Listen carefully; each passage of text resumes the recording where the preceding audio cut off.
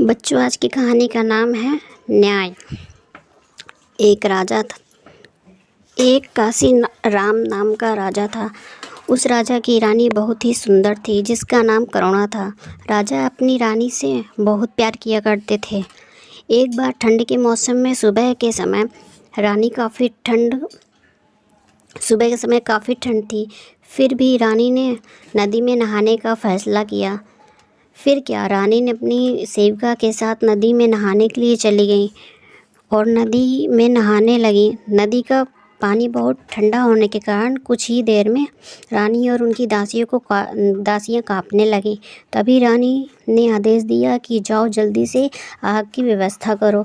दासी तुरंत जंगल की ओर जाने लगी। तभी रानी की नज़र नदी के पास बनी झोपड़ी पर पड़ी। रानी ने दासी को कहा, तुम किधर जा रही हो? क्या तुम्हें ये झोपड़ी नहीं दिखाई देती? इस झोपड़ी में आग लगाओ। तब उसमें से एक दासी बोली, रानी ऐसा ना करिए, नहीं तो उस झोपड़ी में रहने वाले लोगों का क्या होगा?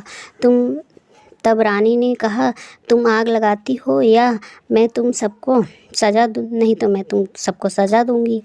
अब मजबूरन दासी को झोपड़ी में आग लगानी पड़ी और उस झोपड़ी की चिंगारी आसपास के सभी झोपड़ी में को अपने चपेट में ले ली और कुछ ही देर में झोपड़ी राख का ढेर में बदल गई।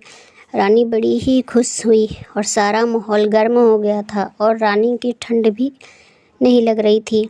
फिर रानी वापस अपने महल चली गई और दूसरी तरफ वो गरीब झोपड़ी वाले कड़कती ठंड में बिना घर के ठिठुर रहे थे। वे लोग राजा के दरबार पहुंचकर रानी की शिकायत कर दी कि रानी ने सिर्फ गर्मी पाने के लिए हम गरीब लोगों की बड़ी बेरहमी से झोपड़ी जला दी। उन गरीब लोगों ने राजा से कहा, हमारी झोपड़ी तो जली ही, हमारा सामान भी जल गया। अब हम कैसे अपना जीवन यापन करें? राजा हमारी बातें सुनकर बहुत क्रोधित हुए और तुरंत रानी को बुलाया और कहा, रानी, तुम इन गरीब लोगों की झोपड़ी क्यों जलाई? तुम ऐसा कैसे कर सकती हो? रानी ने कहा, महाराज, आपको इन गरीब लोगों की चिंता ज़्यादा हो रही है। उनकी झोपड़ी जल गई और मैं जो ठंड में काँप रही थी, उसकी कोई चिंता नहीं है। राजा ने ठान ली कि मैं रानी को सज़ा देकर ही मानूंगा। उन्होंने रानी से कहा, जब तक तुम रानी हो तब तक तुम्हें इस गरीब लोगों का कष्ट महसूस नहीं होगा।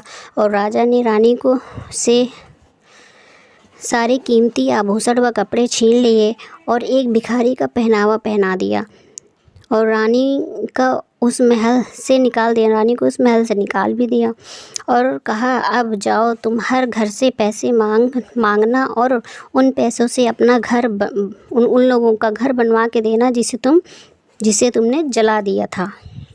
और ठीक तुम मेरे पास 1 साल बाद आना, फिर तुम्हें पता चलेगा गरीब लोगों की स्थिति के बारे में। रानी बहुत विनती की, फिर भी राजा अपने बातों पर अड़े रहे।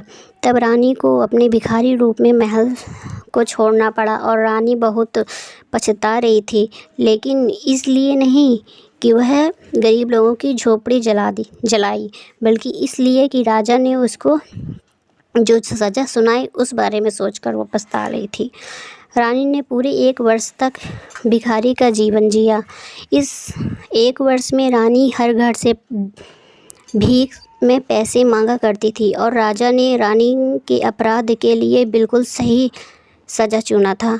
और फिर 1 वर्ष पूरे होने के बाद रानी ने भीख मांगे हुए पैसे के साथ दरबार पहुंची तो राजा ने उसे वापस रानी का स्थान दे दिया। बच्चों, आपको कहानी कैसी लगी और राजा का यह फैसला आपको कैसा लगा? प्लीज़ कमेंट में बताइएगा।